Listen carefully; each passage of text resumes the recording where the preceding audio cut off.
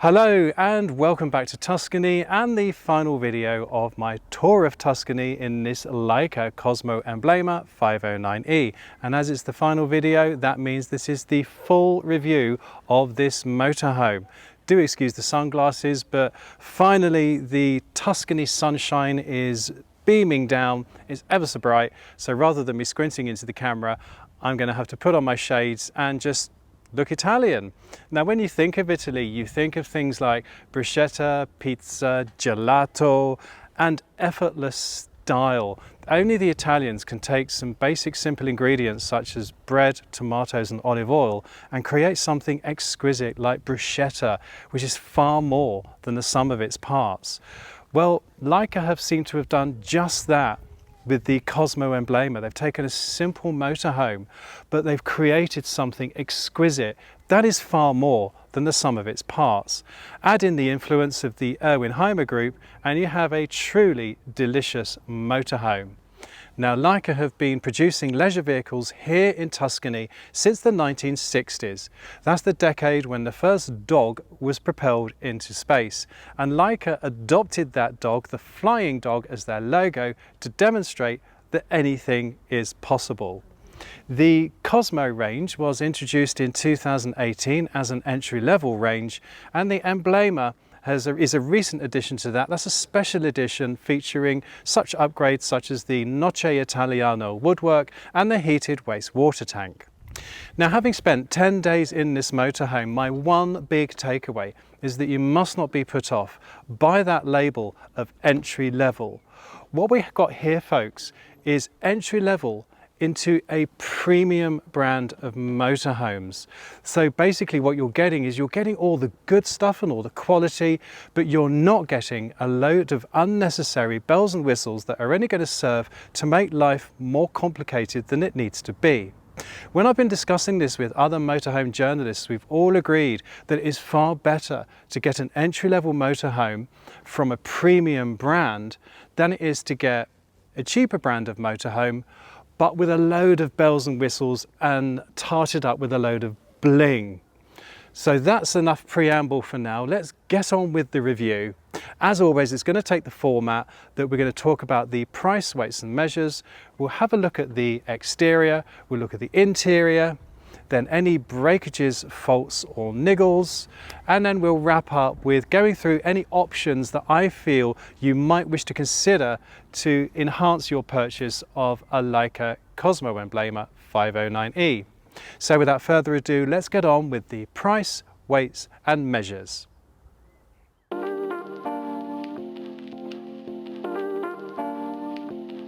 Looking at the price, weights and measures as of April 2022. The current price of the Laika Kosmo Emblema 509e is from £65,340. That's before you add any options. In the guise that we're looking at this particular model, this particular motorhome would go through the tills at just under £70,000. As far as the weights go, the MRO, the unladen weight of this motorhome, is 2,983 kilos. That is before you add any options. The MTPLM, as it comes out of the box, is 3,500 kilos. Now, do remember that you have to deduct 75 kilos for each passenger. So if there are just two of you, you need to deduct 75 kilos from the approximate 500 kilos payload, and that still gives you plenty of payload for all your bits and pieces. However, if you are using this motorhome as a 4-berth, the weight of your passengers will be 225 kilos, leaving you about 250 kilos of payload before you have any options. Do consider if this is enough for you. If not, you can upgrade the chassis to 3,650 kilos or even 4,400 kilos. This motorhome is 7.41 meters long, it is 2.33 meters wide, and it is 2.94 meters high. If you want to tow a boat, motorcycle, small car, it can tow up to 2,000 kilos. And its tank capacity, well, fresh water is 110 litres and the wastewater tank is 90 litres and it is heated.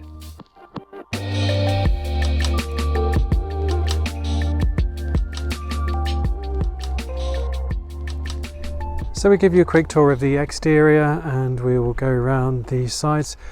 The alloy wheels come as standard. The mud doesn't, but the alloy wheels do. They come as standard with the Kosmo Emblema on the Ducato chassis. As we come around here, you'll see that on this side is the side that you fill up the water. There's your water point here, and the wastewater here, there's your drain, and you need a key to operate the wastewater. I don't know if you can see the spindle there, but yes, you need a key to operate that.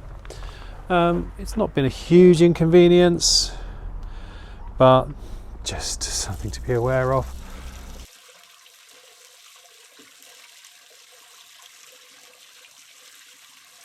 So there's little else to show you around this side other than the second garage door.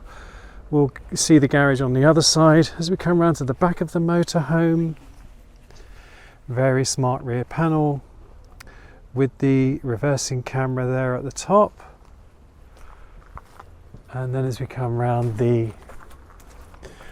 what is the near side here in Italy, but it's going to obviously would be the off side in the UK, is you've got the mains inlet, you've got the toilet hatch, you've got the gas, and you have another entrance to the garage. So I really like these handles.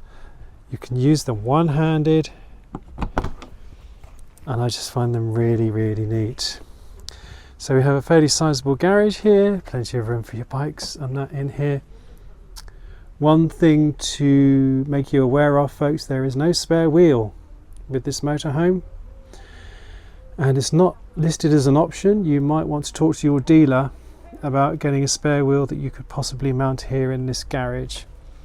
You've got a mains outlet and 12-volt light in here, and like I say, you've got plenty of space for all your bits and pieces, and a rail that runs down the length of the garage for securing bicycles. I'm afraid I did not bring my tape measure with me on this trip, folks, so yeah, black mark for me there. Didn't bring my tape measure, can't give you an idea. I can't tell you how big the garage is, but I'm sure your Laika dealer will be able to. So like I say, the gas locker is on this side, as is the toilet cassette hatch. Not ideal if you've pulled out the optional Thule Omnistor awning.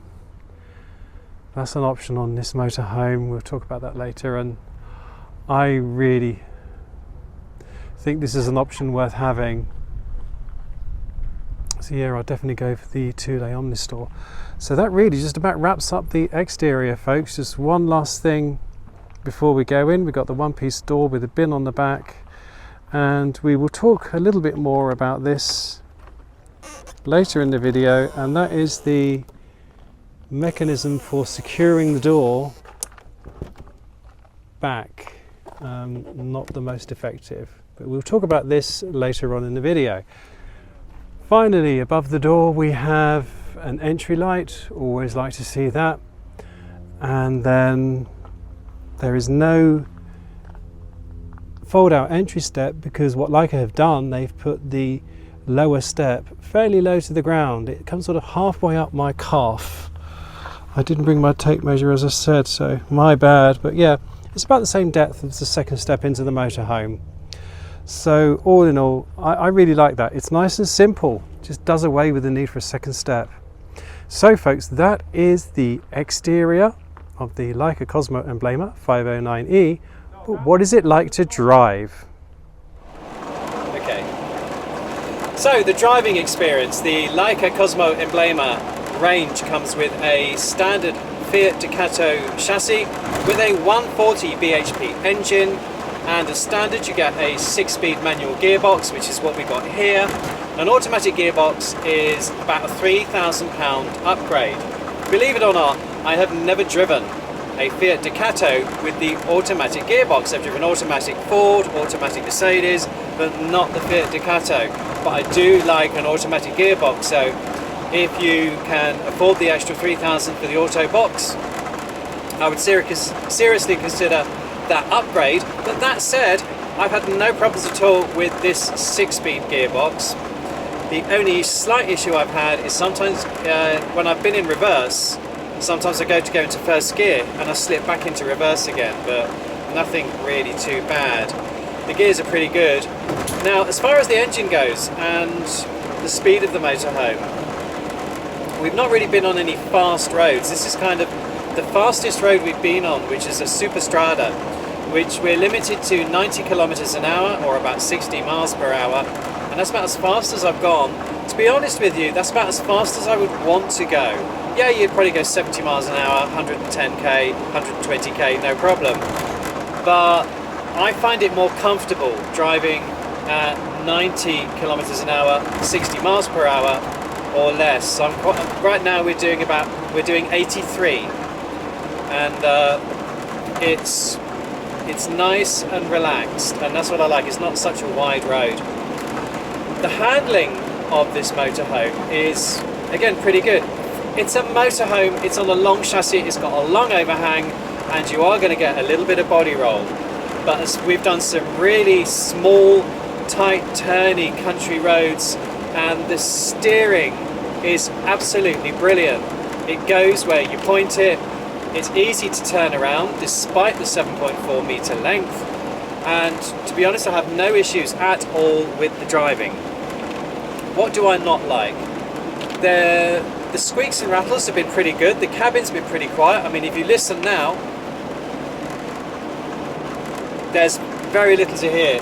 There's a slight rattle from the cabinetry up the top here now and again. Obviously on some of the more bumpy Italian roads we've had some serious rattling going on, but that would be with any motorhome. So really the furniture is pretty well screwed together, it's pretty quiet, pretty impressive, but there's a little tiny rattle I can hear now, which is just there. And the other thing that I find, and it's both for driving and for lounging, is I find the front seats are a little bit on the high side. You can't make them any lower. Now Sophia, who's here to my right, you quite like the high seats, don't you? I do. She does, but you're a bit shorter than me, aren't you? Yes. And also, you're not driving. Right. So, for driving, I just feel I'm sort of looking down like this a bit sometimes.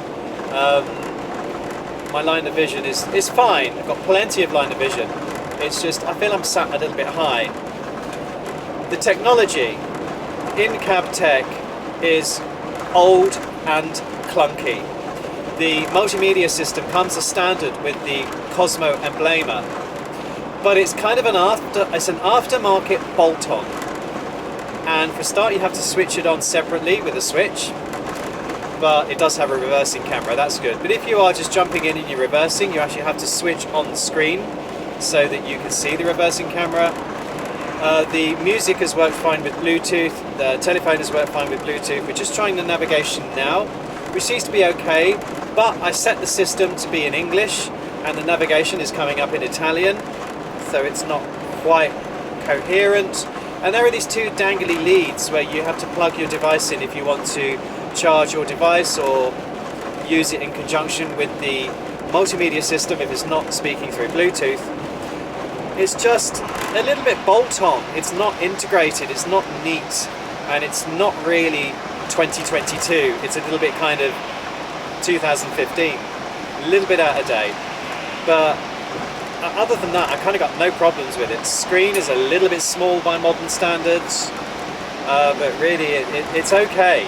It's absolutely okay. I mean, it's fine.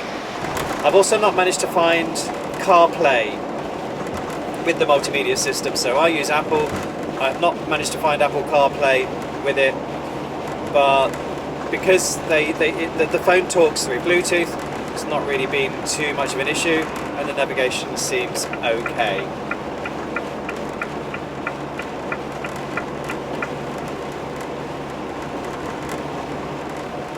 So all in all, with the driving, it's been fairly relaxed, fairly positive. Sophia, you've commented that I've been relaxed as I've been driving, haven't you? Yeah, you've been great.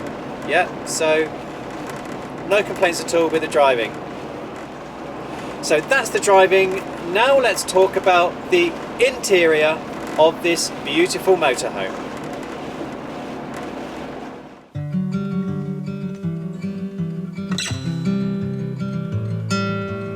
So that's the driving. Now let's talk about the interior, and we will split the interior up into daytime, nighttime and washroom. So for daytime living, let's look at the lounge and dining area. This table obviously moves around and you can lock it when you're traveling. It's a nice big table, but you can push it nicely out the way, so you've got ease of access through to the driving cab there. So it's been really good. I've really found this a really comfortable lounge. The front seats are a little bit high, and what you will also notice is there are no scatter cushions, but come on, it's not going to take much more than a trip to the supermarket or to IKEA to put that right. And to be honest, even without scatter cushions, I found the lounge to be really comfortable.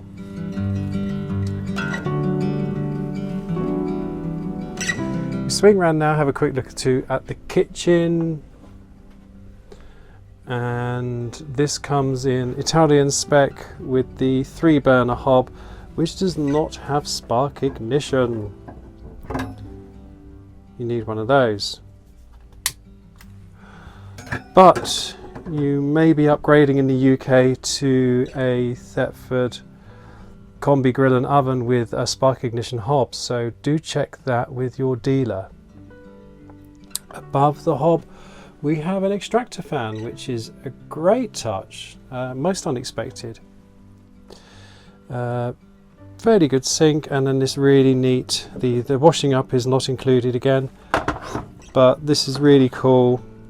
Chopping board on one side, and it's also a shelf where you can put the drying up, for example, when you're washing up.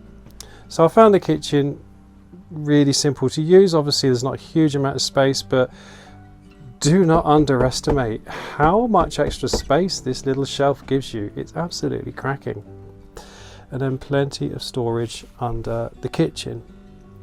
Now, as we're talking about storage, let's talk about that in a little more detail in the motorhome in general.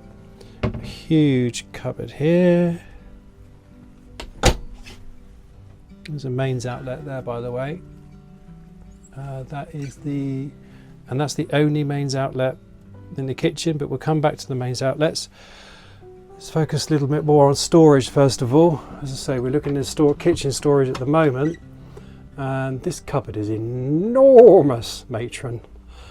And then don't forget we've got the optional drop down bed, so that's going to cut out some locker space here in the living room. We've got useful shelves up here, and this you can see you've got a 12-volt socket and USBs there as well, so that could be a good place to charge devices. So that is really useful. The storage over the cab, another storage locker here. We have newspaper storage here, and then as long as you don't have the 5th optional seat, because you've got 4 travel seats, this one does become a 5th. Oh, you see that's fouling the bin there, but normally you would only operate this with the door open, because obviously that's your shoe locker. But yeah, if you've got the 5th travel seat, that will take up that locker space, so be aware of that. This is really useful. This little space by the door to throw out your keys, your wallet, and charge up your devices. Yep, there's another 2 USBs there, another main socket. And then while we're in the front here, there is a main socket down there as well. So we're pretty well served for main sockets through this motorhome.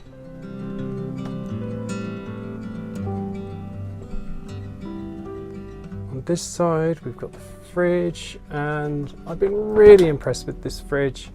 It's been keeping things really cold, even on a power setting of 3 out of 5. So I've thought that was absolutely spot on. Really good fridge. huge solid drawer there that, well, Sophia used that when she was here, but oh, I do love me a soft close. And continuing on for the storage, you've got the wardrobe here. Still got my suitcase in it and a courtesy light. So you'll be bending down to the wardrobe. And then we've got this enormous cupboard here as well, with my washing and my tripod and Sophia's laundry in there. And to enhance the storage, we have two floor trays. We have one in the washroom area where you can remove this and you've got space to put shoes or maybe ladies' handbags. Or does my rucksack fit?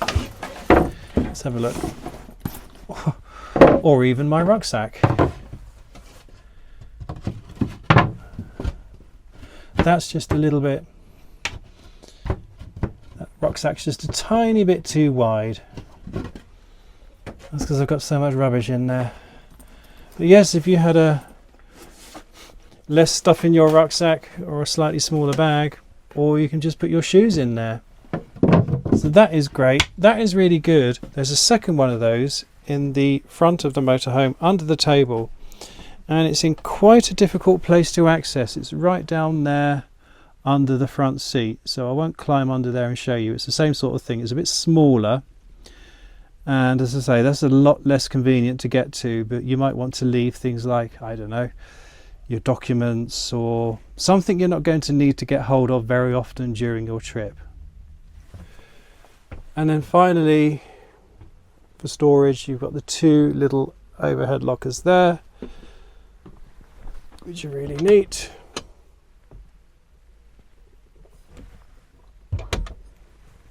And we have shelves by the bed with these useful lips, so you can store things in there. As you can see, I'm charging up my drone battery.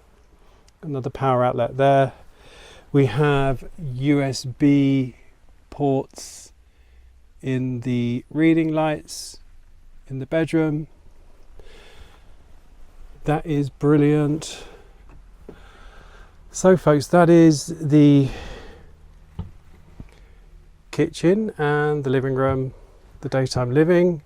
We've looked at the storage, we've looked at the sockets around, and one last thing, as we're talking about sockets, before we move on to the washroom, is the technology. And this is what I mean about, I do love the fact that this motorhome is fairly simple. This is a really easy to use control panel here. We're plugged into the mains, so we can see the battery there is fully charged because the transformer's working. We've got the battery in the engine, and then we've got the fresh water tank. We've got the wastewater tank, which is empty, and you can dim the lighting on this as well. No, dim it right down. Oh, no, we want to dim it down again.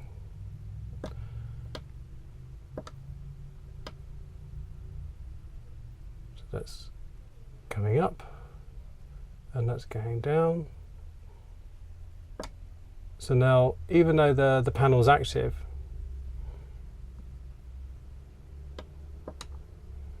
we can turn the lights off, but they keep coming on. I want the lights off. But you can turn them right down anyway, he says. But they keep coming back on. I have a feeling maybe they should stay off because you don't want those lights on at night. Now, Sophia said they didn't bother her at all when she was using the front bed, but really, I don't know why those lights keep coming back on. I don't know if that's a fault or not, but I'll leave my finger on the button and just get them back on for daytime use anyway. And then you've just got a regular control here for your Truma heating. Nothing too complicated about that. So that's daytime living, storage, electricity, technology. Now let's have a quick look at the washroom, and then we'll move on to nighttime.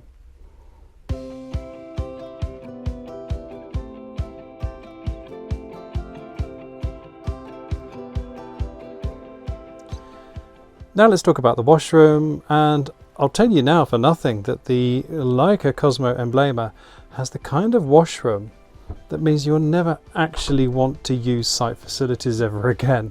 In fact, last night when I was staying on the vineyard at the rural campsite, I actually opted to use the onboard shower because it was more comfortable, a more comfortable experience than actually going over to the shower block on the site.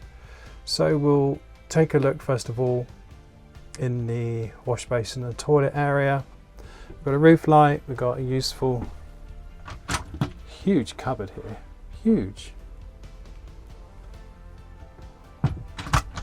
Electric flush toilet, which has worked fine. We've got storage under the sink.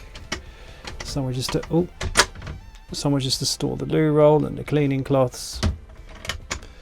Get rid of that cleaning cloth and show you the sink. So, it just works. It just works. We've got a mirror, of course, for the all-important hello. Sorry, has to be done. And of course, as you've seen, as I open the door to the toilet and wash basin, that door segregates off the rest of the motorhome. And we've got towel rails on the back. And we also have a towel rail here in the shower compartment. So I'm just drying off last night's towel, but I'll get rid of that for now. And it's also a handy place to dry the tea towels as well, because I think the kitchen's missing a hook from the rail where you would ordinarily hook your tea towels. So this is the shower, and I have been using this shower a lot simply because it delivers a better experience than many on-site shower blocks. I find it's a bit of a faff to move these the wooden duckboard, etc. But I love this shower for many reasons. I get very excited about things like motorhome showers for all the reasons. So as you can see, it's got shelves, etc. to put your shower gel and your soap. You've got a roof light to let the steam out. But where I get excited is when you get down on your hands and knees. It's a textured plastic and it's really, really strong, but you can also see that this bottom tray is lipped. So the bottom tray goes in first with this lip, and then these side panels go in over the top. So as the water comes down, it is physically impossible for the water to enter the body of the motorhome, because this bottom tray is molded with a lip which goes up behind this wall board. I absolutely love that. That to me, I think every motorhome and caravan shower should be of this design. I get excited about things like this, folks. I'll try and calm down and show you the fact that it also has two drains at the bottom of the shower, so if you're not fully level, it's still going to drain away. I found we've had plenty of hot water. Now I don't have any hair, as you probably noticed, but when Sophia used the shower, she had no problems at all washing her hair as well. I did tell her she had to switch the shower off after soaping up, but either way, I think it delivers about 5 minutes of hot water. I really, really, really rate this shower. And honestly, folks, you buy this motorhome, I don't think you'll be using the facility block on site much anymore because it's so good. So that is daytime living. Now let's talk about nighttime living, which is the bedroom, the front bed and the lighting. So now as we move on to nighttime, you can see the rear fixed bedroom. You've got two single beds. This one is 207 centimeters long, that's nearly 6'9", and this one is 200 centimeters long, that's 6'7". So basically In the real world, if you're up to 6'6" tall, you should be fine on this bed, and up to about 6'3" tall, you'll be fine on this bed. I have found the beds to be very firm, very, very firm. And not uncomfortable, well, yeah, slightly uncomfortably firm, to be honest, but I'm sure that the mattresses will give with time, but they are just very firm as well. You can, as an option, get the infill and cushions to make this an enormous double bed, but for the purposes of this trip, the singles have been absolutely fine. One thing I will say though, concerning privacy in the washroom, is that the curtain here is only half height. Can you see? So the reason that I actually switched to this side, the bed, is because if Sophia wanted to use the washroom at night, not only is there no sort of audible privacy, but you can see if I move back the camera back to where you'd be sleeping, you've got a line of vision straight to the toilet. So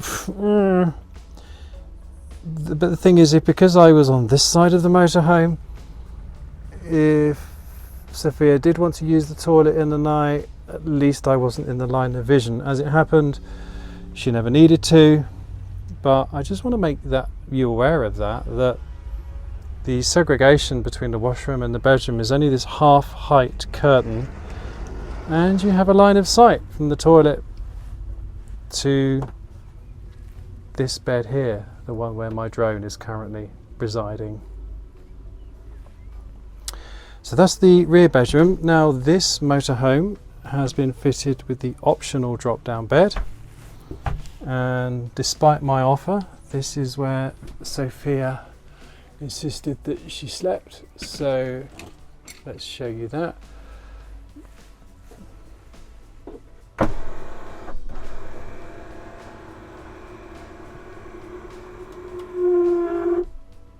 So here it is, that's about as far down as it goes. We've got a privacy curtain here.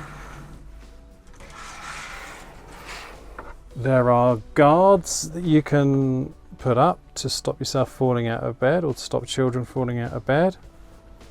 The ladder goes here. The ladder is in the garage. However, Sophia found she could just spring herself off the front seat and spring herself up onto the bed like that. And then you've got lights over the bed there. And if I go around to this, you see there's a roof light as well here. We've closed that off. If I swing around to the other side, so I'm ducking down here.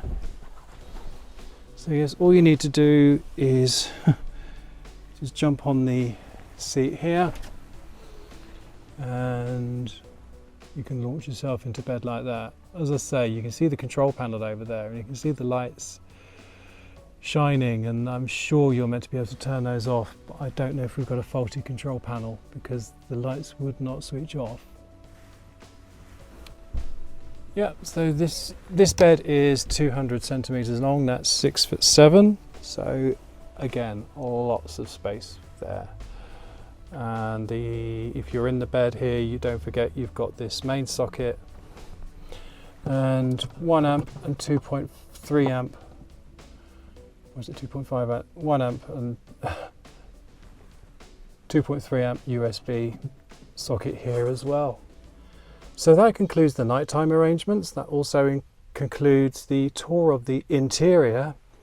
Now let's talk about everyone's favourite bits: breakages, failures and niggles. Yes. I think I've just sat on the microphone, but never mind.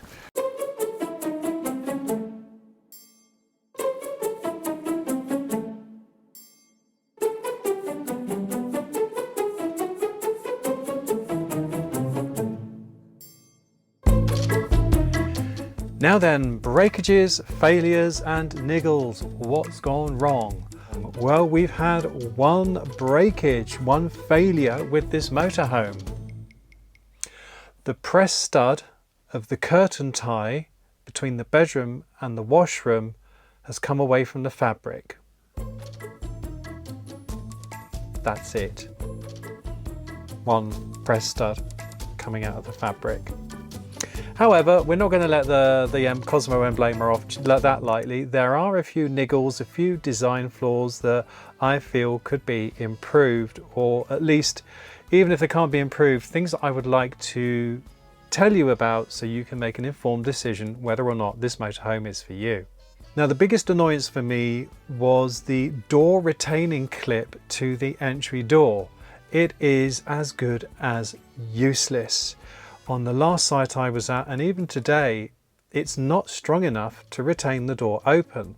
And the problem you will have is that if you've closed the fly screen and the door flies shut, you will break your fly screen. Very nearly I broke the fly screen. I just managed to save it in time, where the door just kept flying back closed because the retainer is just not up to the job. So Laika, I would implore you for the next season, please put a decent door retainer on for the main entry door. Something that Sophia found was more of an issue than I did was the multi-level floor, and one thing she couldn't get used to was the step straight into the lounge, and unfortunately she's accidentally kicked it and has damaged the piece of wood that's sort of holding up the floor, which Laika will be able to fix, or you could fix at home very easily just by strengthening that the joint with a batten under the corner there. But I haven't found it too much of an issue, but maybe that's because I'm just more used to motorhomes than Sophia is. It's just something to be aware of, folks. There are plenty of motorhomes now with single level floors, and this definitely isn't one of them. We were fine, Sophia was fine with the step into the washroom and bedroom, but not with this step into the living area, and it caused a lot of tripping up.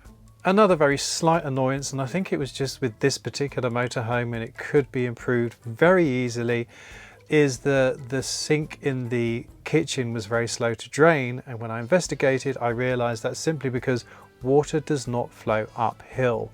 The pipework for the drain to the sink is just a little bit too high, and again that would be a really easy fix to reduce the height of some of the pipework under the sink for the drains and let the water drain away far more freely than it already does. Another minor design flaw in my eyes is the fact that the Truma Combi heater for the hot water and the warm air is mounted underneath one of the beds. So if you are using gas to heat your motorhome at night, you might be disturbed by the click woof of the heater going off in the middle of the night. You'll probably get used to it very quickly, but I just feel some manufacturers put them under the front banquette, and most people are going to be using this as a two-berth motorhome.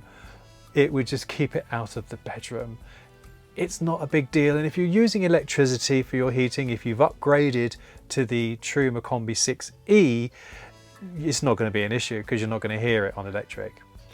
As I've mentioned with the driving experience, I feel that the cab of the Ducato is now just starting to get a little bit long in the tooth.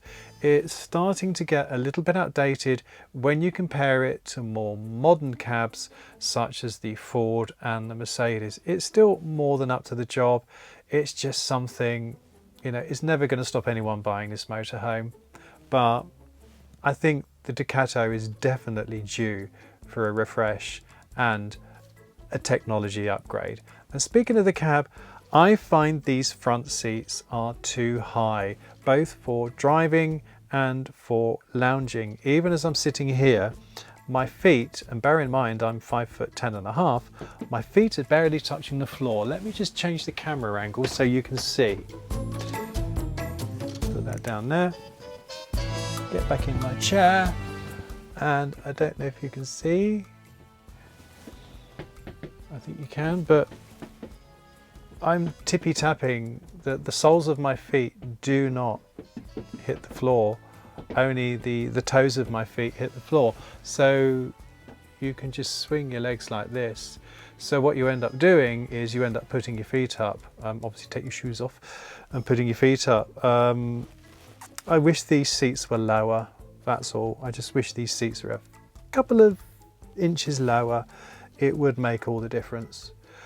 As far as that goes, folks, that really is it. As far as breakages, failures, faults and niggles, it's been the motorhome has performed incredibly well over the past 10 days, and I have been really impressed with it, and I really do like it. So now let's reframe the camera and move on to the final section, which is options that this motorhome has, and we'll talk about some of the options that I feel may enhance your UK motorhoming experience.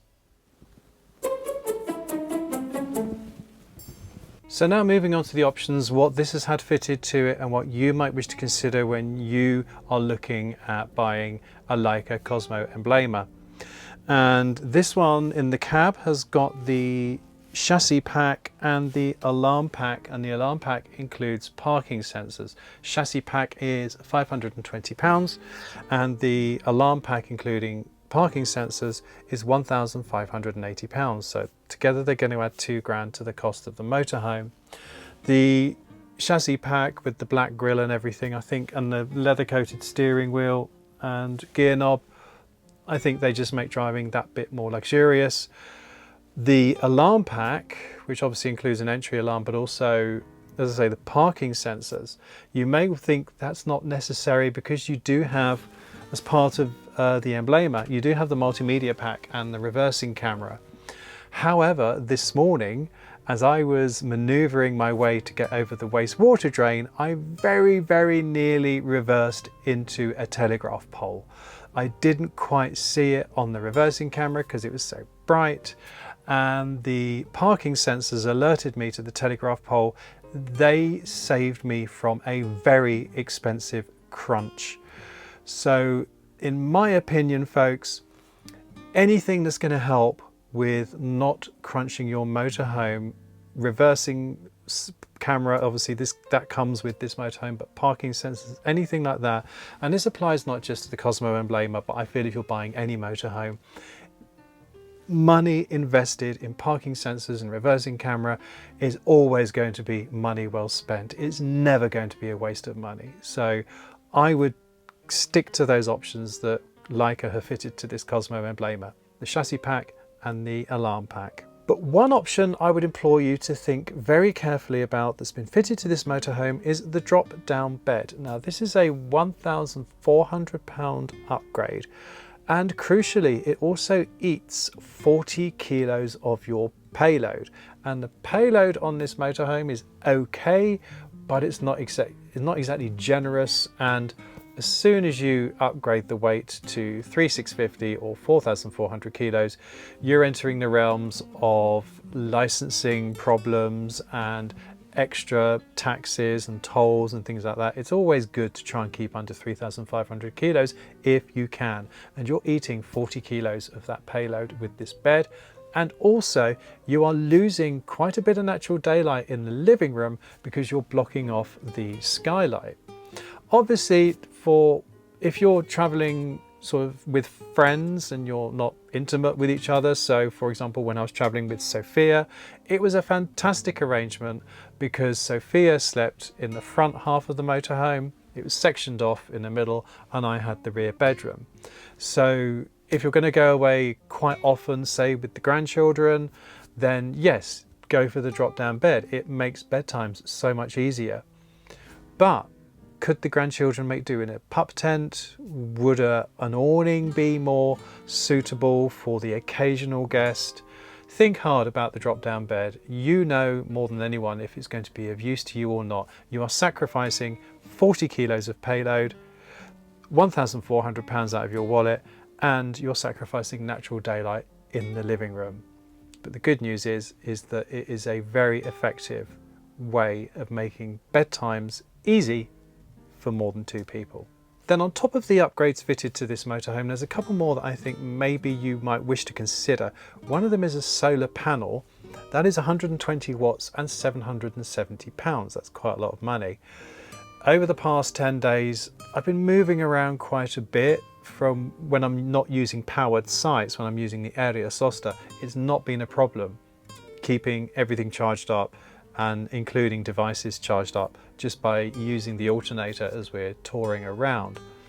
And then when I've stayed on a site like the last site I stayed at on the vineyard, 3 nights, I plugged into the mains hookup, so it wasn't an issue. But if you are planning to do a fair amount of off-grid stuff, and that could be CLs or CSs, Brit stops, and you're not planning on doing too many miles between them, or you're going to say stay at a Brit stop for 3 nights, you might wish to consider a solar panel. One thing though I would definitely go for, which is on the options list, it's £400 and it's the Truma Duo control with the ICE-X.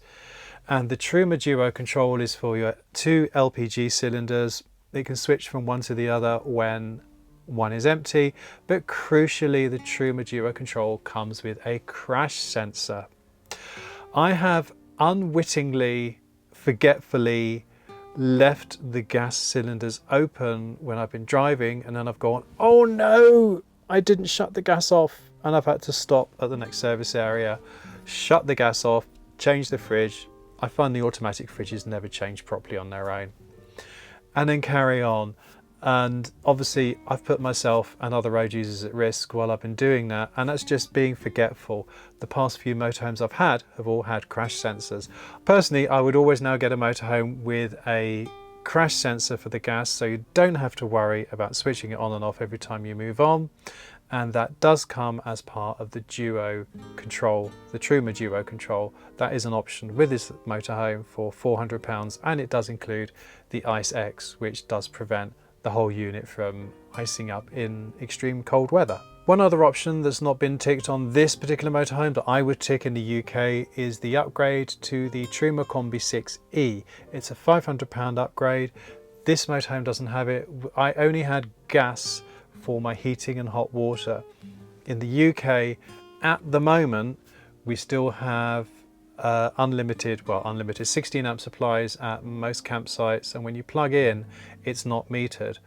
I do personally think that with the advent of electric vehicles, etc., and the cost of energy, I feel those days are numbered in the UK. However, you might wish to consider the £500 upgrade so you can run your heating and your hot water off electricity when you do have a hookup on site. And then finally, one upgrade that's not been fitted to this motorhome that I would consider is the £3,000 upgrade to an automatic gearbox of the Fiat Ducato. Now I'll be honest with you folks, I have never driven a Fiat Ducato with an automatic box. Every time I've had a Fiat Ducato, it's always been the 6-speed manual, which has been absolutely fine.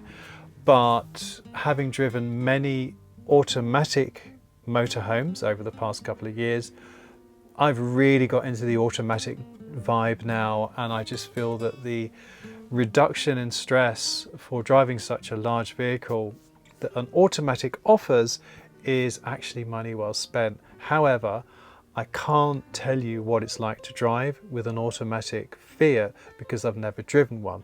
So if anyone is watching this and they would like to share their experience of the current Fiat Ducato automatic gearbox, I would be really grateful if you left that in a comment below this video to help other people who are making that decision. Let them know whether or not you are happy with your automatic gearbox on a recent Fiat Ducato. I'd be really grateful, thank you.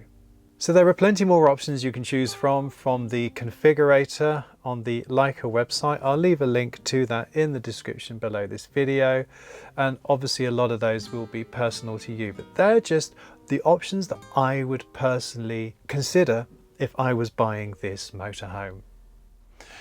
So there you have it folks, that's my full review of the Laika Kosmo Emblema 509e, and I think what I feel is that Laika does not receive the credit it deserves in the UK. So I would implore you to check them out. I'll leave a link to the Laika website in the description below this video so you can check out this beautiful range of motorhomes for yourself even better, go and visit them at a dealership. I'd like to say a huge thank you to Laika UK, who have sponsored this vlog without influencing the content. It's only because of people like Laika who sponsor vlogs on this channel that allow me to create other content such as the EV content or taking you around Scotland. So please show Laika some love, give them a cheeky follow on social media, links in the description below, and a huge thank you to Laika for sponsoring the channel, supporting us and allowing us to make other content. I'd like to thank you for watching and joining me on this beautiful tour through Tuscany. I hope you've enjoyed it as much as I have. If you enjoyed this video, folks, please give it a thumbs up, subscribe if you don't already, and it just leaves me to say from Dougal, who's back home in Uist and I'm going to be seeing very soon, and from me, thanks for tuning in.